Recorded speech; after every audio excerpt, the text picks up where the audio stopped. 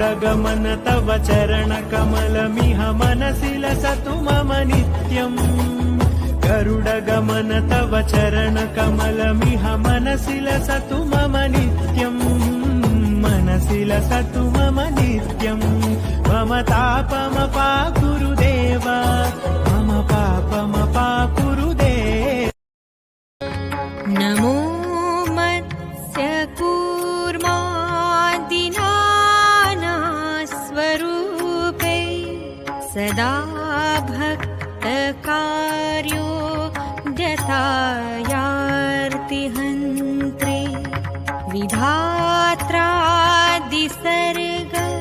स्थितिध्वंसकर्त्रे गदाशङ्ख पद्मारिहस्तायते।